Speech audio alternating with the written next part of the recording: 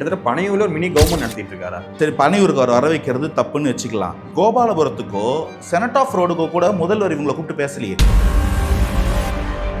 முதல்வர் வந்து பார்க்க மாட்டாரு, வீட்டுக்கு போய் கேட்க மாட்டாரு, அடிச்சு தூக்கி போட்டு மொதிப்பாங்க. சரி சரி, ஏன் பனையூருக்கு கூப்பிட்டாரு? ஸ்டாலின் தான் வராரு, விடியல் தர போறாருன்னு தான் சொன்னோம். சேகர் பாபு வராரு, செஞ்சு விட போறாருன்னு யாரும் சொன்னோம். கூலிங்கெல்லாம் முக்கியம்னு கூலி படத்துக்கு வந்து போயிட்டு பிரஸ் மீட் கொடுக்குறாரு. அப்போ ரோட்ல உட்காந்து இருக்கிற கூலிங்க கவலை கிடையாது. இந்த தொழிலாளர்களுக்கு நீங்க கம்யூனிஸ்ட் கிடையாது, இவங்க பார்க்கணும்னு கூப்பிட்டா அடிப்பீங்க. இவங்களை பார்க்க மாட்டேன்னு இருக்கிற முதல்வர் உங்களுக்கு தப்பா தெரியல, கூப்பிட்டு பார்த்ததுதான் உங்களுக்கு தப்பா இருக்கு. எவ்வளவு வன்மம்! இன்னொரு சினிமாக்காரனே சொல்றீங்க, அந்த சினிமாக்காரரு மக்களுக்காக பேசுறாரு. மக்களுக்காக பேச வேண்டிய எலெக்டட் ரெப்ரசன்டேட்டிவ் தமிழ்நாட்டுக்கே துணை முதல்வர் சினிமா பத்தி பேசுறாரு. கூட்டத்தை பார்க்கலாம், கூட்டம் பார்க்கறது இல்ல அரசியல், மாற்றம் பார்க்கறது அரசியல். இந்த கூட்டத்தை வச்சுக்கிட்டு அரசியல் பண்றவங்களுக்கு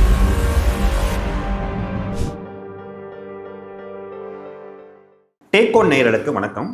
இன்று நம்முடன் சமகால அரசியல் பேச இருப்பவர் தமிழக வெற்றி கழகத்தின் ஆதரவாளர் அனந்தஜித் அவர்கள். வணக்கம் சார். வணக்கம்.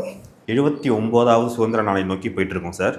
பட் ஆனால் ஒரு சாட்டிஸ்ஃபைடாக இல்லை இந்த வாட்டி. ஏன்னா ரிப்பன் மாளிகையில் கிட்டத்தட்ட 13 நாட்கள் அறவழியில் போராட்டம் பண்ணவங்கள வலுக்கட்டாயமாக கைது பண்ணியிருக்காங்க தமிழக போலீஸார். அந்த போராட்டத்தில் என்ன பேசப்பட்டாங்கன்னா, தன்னோட பன்னியந்திர பற்றி தான் பேசினாங்க. அதுவும் அவங்க புதுசாக எதுவும் கேட்கல. இதுக்கு முன்னாடி கொடுத்த தேர்தல் வாக்குறுதியை கொஞ்சம் பண்ணி கொடுங்கன்னு கேட்டாங்க. இதில் நிறையா தலைவர்கள் நேரடியாக போனாங்க, மக்களோட களத்தில் நின்னாங்க, ஒரு 5 நிமிஷமாச்சும் இருந்தாங்க. விஜய் அவர்கள் மறுபடியும் பனையூருக்கு போராட்டக்காரர்களை வர வச்சு டிஸ்கஸ் பண்ணியிருக்காரு. இது ஏன் சார் மறுபடியும் இது தொடர்ந்துகிட்டே இருக்குது விஜய் அவர்கள்ட்ட? அந்த போராட்ட காலத்தில் என்ன நடந்துச்சுன்னு பார்த்தீங்க. மக்கள் ஒரு கேஸ் ஒன்று, யாரோ ஒருத்தங்க எங்கேயோ காஞ்சிபுரம் டிஸ்ட்ரிக்டில் எங்கேயோ இருக்கிறாங்கன்னு சொல்லி அவங்க சென்னையில் இருக்கிற ரிப்பன் பில்டிங் வாசலில் தான் அவங்களுக்கு நடக்க இடம் இல்லை.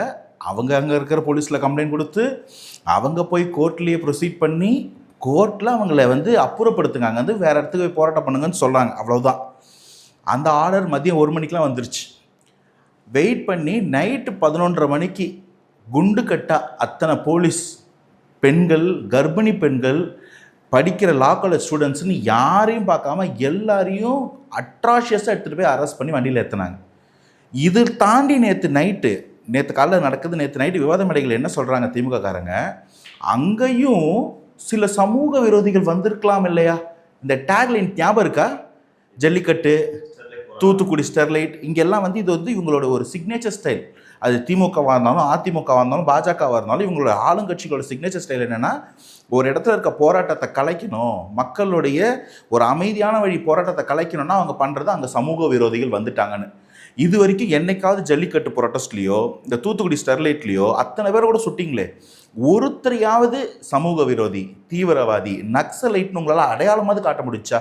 ஒருத்தரையாவது அரெஸ்ட் பண்ணியிருக்கீங்களா? ஸோ இது ஒரு சிக்னேச்சர் ஸ்டைல். மக்களை அந்த இடத்த விட்டு கலைக்கிறதுக்கு இப்போ சொல்கிற ஒரு பொய். அந்த பொய்யை நேற்றும் சொன்னாங்க. இது அவங்களோட ஐடியா என்னென்னா, விஜய் சார் களத்துக்கு வந்தாருன்னா ஆப்வியஸ்லி உங்களுக்கு தெரியும் கூட்டம் வரும். அந்த கூட்டம் வரும்போது கூட இன்னொரு கூட்டத்தை உள்ளே அனுப்பி அங்கே எதையாவது ஒன்றத்தை க்ரியேட் பண்ணி ஒரு 2 கல்லையாவது எடுத்து ரிப்பன் பாலிகை மேலே அடிக்க வச்சு இங்கே சமூக விரோதிகள் வந்துட்டாங்கன்னு சொல்லி அங்கேயே அந்த பட்ட பகல்லையே ஜல்லிக்கட்டு நடத்துகிற மாதிரி ஒரு அட்ராஷியஸான ஒரு அடிதடியை நடத்தி எல்லாரையும் அரெஸ்ட் பண்ணி இந்த கூட்டத்தை உடச்சி விட்டது, இந்த போராட்டத்தை நீர்த்து போக செஞ்சது தாவேகா தலைவர் விஜய் தான்ற ஒரு நரேஷனை செட் பண்ணுறதுக்காக ஆயத்தமாக இருந்தாங்க. நான் குற்றச்சாட்டு வைக்கிறேன். இந்த ஒரு ஐடியா இவங்களுக்கு இருக்குன்னு தெரியும் போது இவங்க எதிர்பார்க்குற மாதிரியே வழியில் போயிட்டு அந்த இடத்துல ஆமாம் நான் கூட்டத்துக்கு வரேன்னு சொல்லி விஜய் சார் வரணும். ரெண்டாவது, அந்த போராட்டக்காரர்கள் என்ன சொல்கிறாங்க, வேண்டாம் இது நடக்கும்னு எங்களுக்கு தெரியுது. அவங்களும் ஒன்றும் சும்மாலாம் இல்லை, லாயர், அட்வொகேட்ஸ், அவங்கெல்லாம் தொழிற்சங்கத்தோட அட்வொகேட்ஸ் சொல்கிறாங்க இந்த மாதிரி ஏதோ ஒன்று ட்ரை பண்ணுவாங்க, வேண்டாம் சார். மற்ற யார் வந்தாலும் என்ன க்ரௌடு வரும், எத்தனை பேர் கூட வருவாங்கன்றது எல்லாருக்கும் ப்ரூவன். நீங்கள் வந்தால் இவங்க என்ன மேனிப்புலேஷன்லாம் பண்ண வாய்ப்பு இருக்குது கூட்டத்தை வச்சு. அதனால் நாங்கள் உங்களை பார்க்குறோன்னு வர்ற சொன்னதும் அவங்க தான். அது உண்மைன்னு ப்ரூவ் பண்ணுற மாதிரி அன்னைக்கு நைட்டே தேவர் waiting for Vijay sir. Vijay sir வீட்டில் கூப்பிட்டு பார்த்து அமிச்சிட்டாருன்னொடனே இது நடக்காதுன்னொடனே அந்த கேஸ் உடனே ப்ரொசீடிங்ஸ் வருது. கோர்ட் அவங்களை அப்புறம் தான் படுத்த சொன்னாங்க. அப்படி தான் அப்புறப்படுத்தினா பகல் ஃபுல்லாக டைம் இருந்துச்சு. எதுக்கு நைட் வரைக்கும் வெயிட் பண்ணாங்க? உங்களுக்கு புரியுதா? இது ஒரு ஸ்கெட்சு. இதை கூட புரிஞ்சிக்காமல் விஜய் சார் நம்மளுடைய ஆர்வத்துக்கும் ஆசைக்கும் குடு நாங்கள் யாராவது ஒருத்தருக்கு ஏதாவது ஒன்று ஆகணும். எனக்கு என்னென்னா சார், நான் ரொம்ப தெளிவாக இருக்க அரசியலில், இங்கே உங்களுக்கு பதில் வேணுமா, தீர்வு வேணுமா? சொல்யூஷன் அப்படின்றது நம்ம பார்க்குற மாதிரி இன்ஸ்டன்ட் காஃபி மாதிரி கிடைக்காது. ஆனால் அது லாங் லாஸ்டிங்காக ஃபார் எவர் எது நிற்குமோ அதுக்கு பேர் தான் சொல்யூஷன், தீர்வை நோக்கி இவங்க எல்லாருமே ஒரு பதிலை நோக்கி அரசியல் பண்ணிட்டு இருக்கிறாங்க. ஆளுங்கட்சிகளோ இல்லை இத்தனை நாள் இருந்த கட்சிகளோ இன்னைக்கு ஒருத்தர் தீர்வை நோக்கி நகர்றாருன்னு போது இல்லை எங்களுக்கு அதெல்லாம் வேணாம், எங்களுக்கு என்டர்டெயின்மெண்ட் தான் வேணும், எங்களுக்கு நியூஸ் தான் வேணும், நீங்களும் பதில் அரசியல் பண்ணுங்கன்னு ஒன்று கேட்கறது தான் இங்கே இருக்கிற பெரிய ஒரு வருத்தமான விஷயம். அதை விஜய் சார் நம்ம எவ்வளோ கட்டாலும் பண்ண மாட்டார். அதுதான் தாவேக்கோட ஆரோக்கியம் நான் நினைக்கிறேன்.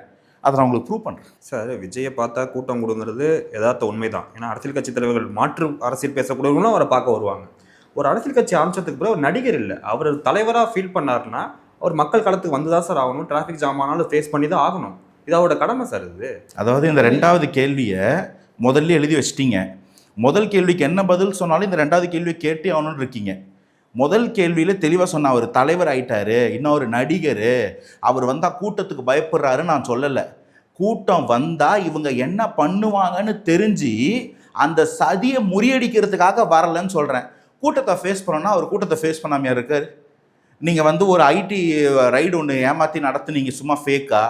அங்கே ஒரு கூட்டம் வந்துச்சு, அந்த கூட்டத்தை ஃபேஸ் பண்ணலையா? கூட்டத்தை ஃபேஸ் பண்ணாதான் விக்ரவாண்டி மாநாடு அவ்வளோ பெருசாக நடந்துச்சா? கூட்டத்தை ஃபேஸ் பண்ண வேண்டான்னு தான் அடுத்து மதுரை மாநாடு நடக்குது. மாநாடுங்கிறது மேடை அமைக்கப்பட்டிருப்பாங்க, ஒரு பாதுகாக்கப்பட்ட ஒரு வளையம் இருக்கும். இது மக்கள்ல நேரடியாக நான் அதுக்கு பதில் சொல்லிட்டேன். இல்ல பொது வழியில கேள்வி. அஜித் குமாருக்கு ஒரு ஆர்ப்பாட்டம் நடந்துச்சு, அந்த ஆர்ப்பாட்டத்துக்கு அவர் வரேன்னு சொல்லலை. சொன்னா இந்த மாதிரி திரும்ப ஏதாவது பண்ணுவாங்கன்னு தெரியும். பட் அவர் அந்த ஆர்ப்பாட்டத்துக்கு கலந்துக்கிட்டாரு. அஜித் குமார் வீட்டுக்கு போனாரு. ஸோ அவர் போக வேண்டிய இடத்துக்குலாம் போறாருங்க. இந்த மாதிரி நீங்கள் சதி பண்ணுவீங்கன்னா நான் உங்களுக்கு தெளிவாக சொல்லிட்டு குழந்தைக்கு சொல்கிற மாதிரி சொன்னேன். அங்கே வந்தால் போராட்டம் உடையிறது ஒன்று, யாராவது ஒருத்தருக்கு ஒரு குந்தகம் விளைவிச்சா ஒரு இர்ரிவர்சிபிள் டேமேஜ் ஏற்படுத்தி இந்த கூட்டத்தை கலைச்சது விஜய் தான். ஒரு நடிகர் வந்தாலும் கலைஞ்சிருச்சுன்னு சொன்னால் அதுதான் நீங்கள் போராட்டக்காரங்களுக்கு கொடுக்குற மரியாதையா? அப்படி நடக்கக்கூடாது இல்லையா? அந்த தெளிவோடு இருக்கிற ஒரு மனுஷனை போராட்ட காலத்துக்கு வரல, கூட்டத்தை பார்க்கலாம். கூட்டம் பார்க்கறது இல்லை அரசியல், மாற்றம் பார்க்கறது அரசியல். இந்த கூட்டத்தை வச்சுக்கிட்டு அரசியல் பண்ணுறவங்களையே நம்ம பார்த்துக்கிட்டு இருக்கோமா 75 வருஷமா? அதனால மாற்றம், கூட்டத்தோட மாற்றம் முக்கியம்னு நினைக்கிற ஒருத்தரோட வேல்யூ புரிஞ்சுப்பீங்க. பட் வெயிட் பண்ணுங்கன்னு சொல்கிறேன். இல்லை சார், இதுக்கு முன்னாடி பார்த்தீங்கன்னா வெள்ள நிவாரணத்துக்கு ஒரு பனையூர் வர வச்சார். இப்போ கிட்டத்தட்ட பனையூரில் ஒரு மினி கவர்மெண்ட் நடத்திட்டு இருக்காரா? இப்போ எனக்கு ஒரு கஷ்டம், இப்போ எங்கள் வீட்டில் ஒரு இடங்கள், அதனால் அவர் தான் சார் நேரில் வரணும். அரசியல் பேசிக்கோட ஹியூமன் பீங் அதான். அவர் கூட்டம் வரும், நான் வந்தால் கூட்டம் முடியும்னு சொல்லி டைரெக்டாக வர வைப்பாரா? இது ஒரு மனித மாண்பா? இல்லை, நான் என்ன சொல்கிறேன், சரி பனையூருக்கு அவர் வர வைக்கிறது தப்புன்னு வச்சுக்கலாம். என் கேள்வி, கோபாலபுரத்துக்கோ செனட் ஆஃப் ரோடுக்கோ கூட முதல்வர் இவங்களை கூப்பிட்டு பேசலையே. இந்த போராட்ட காலத்தில் 13 நாளாக இருக்கிறாங்க.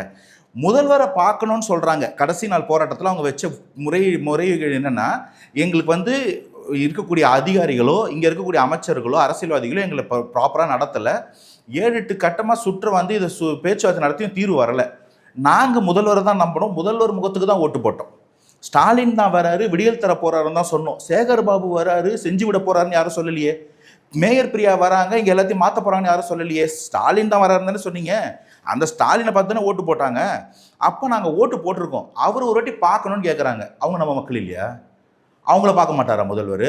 ஸ்டேஜில் போய் நானும் அரை கம்யூனிஸ்ட் தான்றாரு, என் பேர் ஸ்டாலின்றாரு, கூலிக்கெல்லாம் முக்கியம்னு கூலி படத்துக்கு போயிட்டு ப்ரெஸ் மீட் கொடுக்குறாரு, போயிட்டு டைரக்ஷன் டீம் நின்று ஃபோட்டோ போடுறாரு. அப்போ ரோட்டில் உட்காந்து இருக்கிற கூலிங்க கவலை கிடையாது, இந்த தொழிலாளர்களுக்கு நீங்கள் கம்யூனிஸ்ட் கிடையாது. இவங்க பார்க்கணும்னு கூப்பிட்டா அடிப்பீங்க. பொம்பளைங்கன்னு கூட பார்க்காம ஆம்பளை போலீஸ் வச்சு மேன் ஹேண்ட்லிங் பண்ணி எத்தனை லாயர்லேருந்து பெண் ஊழியர்கள்லேருந்து அவங்க ட்ரெஸ்ஸு சட்டையெல்லாம் கிழிஞ்சு அணைஞ்ச ஃபோட்டோ வீடியோஸ்லாம் நேற்று வந்துச்சு.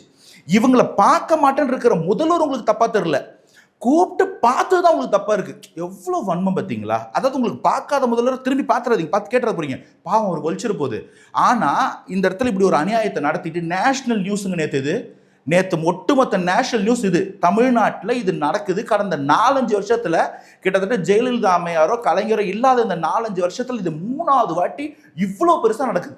ஜல்லிக்கட்டில் வாங்கினாட்டி நான் வாங்கின பர்சனலாக தூத்துக்குடியில் என் ஃப்ரெண்டு உயிரை கையில் பிடிச்சிட்டு ஓடி போனான் ஊருக்கு. இன்னைக்கு திரும்ப இதே மெட்ராஸில் இன்னைக்கு இண்டிபெண்டன்ஸ் டே ரோடை சுத்தம் பண்ணுறதுக்காக அந்த ஊரையே சுத்தம் பண்ணின்றவங்கள பெருக்கி அள்ளி போட்டு தூக்கி போட்டு வச்சிருக்கிறீங்க. இதே பேட்டர்ன், இதே சமூக விரோதிகள் இதே கதையை சொல்லிட்டு இருப்பீங்க. ஆனால் ஆட்சியில் இருக்கவங்க கேட்க மாட்டீங்க. அன்னைக்காவது எடப்பாடி நான் டிவியை பார்த்து தெரிஞ்சுக்கிட்டேன்னாரு, இன்னைக்கு வரைக்கும் முதல்வருக்கு பதில் சொல்லவே இல்லை. பதில் என்ன வருது? நாங்கள் 5 லட்சமா இருக்கிற இழப்பீடு, இறந்தா வாழ்றதுக்கு வழி கேட்குறான், அவனுக்கு வாழ வழி சொல்லிடாதீங்க, செத்தா 5 லட்சம்ன்றது 10 லட்சமா கொடுப்போம், வீடு கொடுப்போம். இதெல்லாம் யாரு கொடுப்போம்? கார்பரேஷன் ஊழியர்கள் கொடுப்போம்னு சொல்றீங்க. என் கேள்வி, கார்பரேஷன் ஊழியராகவே நாங்கள் இல்லை, எங்களை வந்து தனியாரில் வச்சு அடுத்து இன்னொரு தனியார் கம்பெனிக்கு அனுப்புறீங்கன்னு போராட்டம் பண்ணுறான். இவனுக்கு இதில் ஏதாவது பிரயோஜனம் உண்டா? இது எதை காட்டுதுன்னா ஒரு குற்ற உணர்ச்சி. இவங்களை இப்படி அடிச்சு அமிச்சிட்டோமே, குற்ற உணர்ச்சி கூட சொல்லக்கூடாது, ஒரு வாக்கு அரசியல். இந்த மக்களை எப்படி சரி கட்டுறதுக்குன்னு ஒரு வாக்கு அரசியல். நேற்று ஒரு இது பெரிய லிஸ்ட் ரிலீஸ் பண்ணுறாங்க. இன்னைக்கு காலையில் வீடியோ, முதல்வர் ஐயா 100 ஆண்டு வாழணும், கலைஞர் மாதிரி அவரு இருக்கணும், எங்களுக்கு வீடு கொடுத்தாருன்னு. எம்மா அவர் கொடுப்பாரான்னு தெரியாது, கொடுக்குறதா சொல்லியிருக்காரு. ஒரு 200 பேருக்கு பிரேக்ஃபாஸ்ட். ஆமா, 2000 பேர் அடிச்சு ஓரம் கட்டி அமிச்சிருவீங்க, 200 பேருக்கு பிரேக்ஃபாஸ்ட் போட்டுருவீங்க. நான் சொல்றேனே, எங்களுக்கு அவ்வளவு மறதி. இன்னும் நீங்க 1980s அரசியல் பண்ணிட்டு இருக்கிறீங்க. அங்க கொளுத்தி விடுறது, இங்க பிரெட் பேக்கெட் கொடுக்கறதுன்னு செல்லாது. எல்லார் கண்ணும் இன்னைக்கு கேமரா, எல்லார் கையில இருக்கிற கேமரா ஒரு மீடியா, அது பார்க்கும், அதோட வேலையை நீங்க பார்ப்பீங்க. இன்னும் உங்களுக்கு இந்த கரண்ட் பாலிடிக்ஸோட ஹீட் தெரியல, அதனால இந்த மாதிரி அரசியல்லாம் பண்ணிட்டு இருப்பீங்க. பண்ணுங்க, நீங்க தாராளமா பண்ணுங்க. இதுதான் திமுக வீழ்ச்சிக்கான வழி. வெளியால் யாரும் வேணாம் உங்களை வீழ்த்துறதுக்கு, நீங்களே போதும், தொடர்ந்து பண்ணுங்கன்னு தான் நான் கேட்டுக்கிறேன். தீர்வை நோக்கி போராட விஜய்ங்கிறத நாங்கள் ஏற்றுக்கிறோம், பாராட்டுகள். அதாவது தமிழ்நாட்டில் வந்து அன்றாடம் நிறைய இஷ்யூஸ் நடந்துட்டு இருக்கு. இப்போ அஜித்குமார் இஷ்யூஸ் நாடு முழுவதும் வைரல் ஆச்சு. அதுக்கப்புறம் வந்து விஜய் அவர்கள் வந்து நல்ல முன்னெடுப்பு தான் எடுத்தார். கிட்டத்தட்ட எல்லா லாக்டவுன் டெத்து குடும்பத்தையும் நேரில் பார்த்தாரு. அது பல அதிர்வுகள் ஏற்பட்டுச்சு. இப்போ வந்து பார்த்தீங்கன்னா கிங்டம்னு ஒரு படம் ரிலீஸ் ஆகுது. அதாவது விஜய் தேவர்கொண்டா நடிச்ச தெலுங்கு படம். அதில் வந்து ஈழத்தமிழர்களை வந்து தமிழ் டப்பாய் வந்திருக்கு. ஈழத்தமிழர்களை வில்லனா சித்தரிக்கிறாங்க, பிரபாகரன் அவர்களி தவறாக சித்தரிக்கிறாங்கிற ஒரு இஷ்யூ போயிட்டு இருக்கு. நாம் தமிழ் கட்சிக்காரங்க நிறைய தேட்டரில் போய் முற்றுகையிட்டு போராட்டம் பண்ணுறாங்க. இதுக்கு முன்னாடி தக் லைஃப் வந்துச்சு, மொழிக்கு ஒரு பிரச்சனை வந்த மாதிரி கமலஹாசனுக்கு மன்னிப்பு கேட்கணும் அந்த முதல்வரே சொல்றாரு, கர்நாடகா முதல்வரே. இது மாதிரி நிறைய இஷ்யூஸ் வரப்ப திரைத்துறையிலேருந்து விஜயோட குரல் வந்தால் அது இன்னும் தமிழர்களுக்கு ஒரு பெரிய யூஸ்ஃபுல்லாக தானே சார் இருக்கும். Sir, you seem to be confused. ஒன்று, விஜய் சாரை நடிகர்னு ஒரு ஸ்ட்ரீம் லைனில் வச்சுக்கோங்க, இல்லையா தலைவர்னு வச்சுக்கோங்க.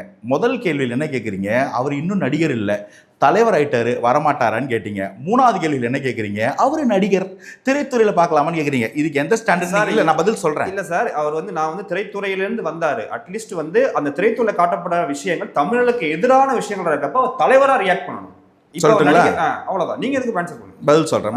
இந்த இடத்துல இருக்கக்கூடிய ஐரணி, இப்படி வச்சா அப்படி, அப்படி வச்சா இப்படின்னு இருக்குது பாருங்கன்னு சொல்றேன். அதை எடுத்து காட்டிட்டு நான் பதிலுக்கு வரேன். 3 பாயிண்ட்ல இந்த கேள்விக்கு பதில் சொல்றேன். ஃபர்ஸ்ட் அண்ட் ஃபார்மோஸ்ட், இந்த மாதிரி ஓடாத உருப்படாத படங்களுக்கெல்லாம் பண்ற பேர் மார்க்கெட்டிங். இது பேர் நெகட்டிவ் பப்ளிசிட்டி. தக் லைஃப் படம் பார்த்தீங்களா, என்ன லட்சத்துல இருந்து பார்த்தீங்களா? அதை பற்றி நான் சொல்ல விருப்பப்படல, தமிழ்நாடே சொல்லிடுச்சு, நான் அதுக்கு வரல. இதை மெர்சல் படத்துக்கு பிஜேபி காரங்க நான் அதை பத்தி அன்னைக்கு நீங்க பண்ணீங்க, சந்தோஷம். இப்ப நான் கேட்குற கேள்வி, அதே மாதிரி ஒரு அறிவு கட்ட பிராண்டிங் பண்றதுக்கு தான் இங்க அன்னைக்கு அந்த படம், நான் லெட் மீ கம்ப்ளீட், அந்த படம் என்ன லட்சத்துல இருந்துன்றது தனிப்பட்டங்க. அதுல என்ன கருத்தை பேசியிருந்தாங்க. இன்னைக்கு வந்து இருக்கிற சமூக மாற்றத்துக்கு இந்த சுகர் டேடி கான்செப்ட் தான் தமிழ்நாட்டுக்கு ரொம்ப அவசியமானது என் கேள்வி.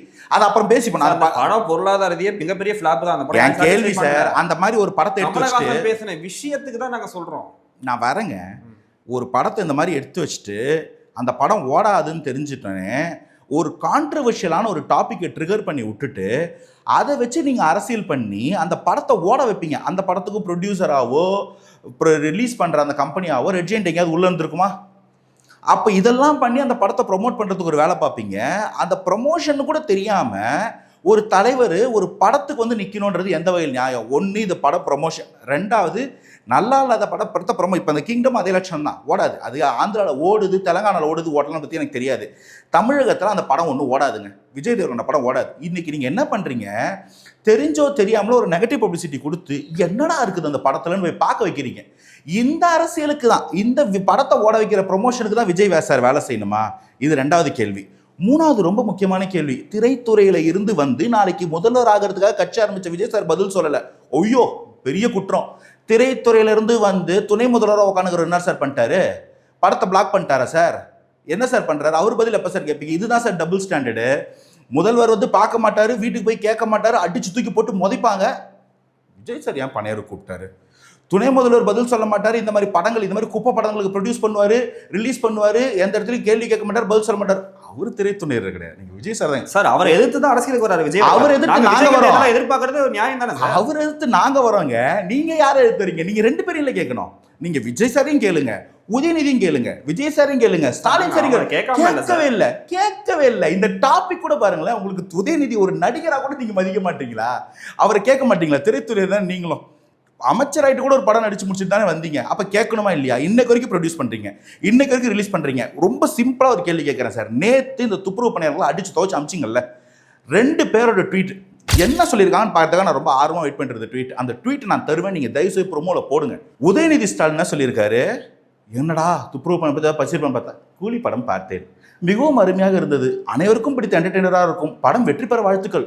என்னடா இப்படி பேசியிருக்காரு, சரி விஜய் சார் ஒரு இன்னும் படம் நடிச்சுட்டு தான் இருக்கிறாரு, அவர் ஏதாவது சொல்லியிருக்காரு படத்தை பற்றின்னு பார்த்தா, துப்புரவு பணியாளர்களே துரத்தியது ஒரு ஃபாசிஸ்ட் ஆக்டிவிட்டி, இது வந்து ஜனநாயகத்துக்கு விரோதமானது, அவங்களும் நம்ம மக்கள். இப்போ யார் தலைவர், யார் நடிகர், இந்த கேள்வி எனக்கு வருமா வராதா? இவர் ஒரு நடிகர், ஒரு பிராண்டு, இன்னொரு சினிமாக்காரனே சொல்றீங்க. அந்த சினிமாக்காரரு மக்களுக்காக பேசுறாரு.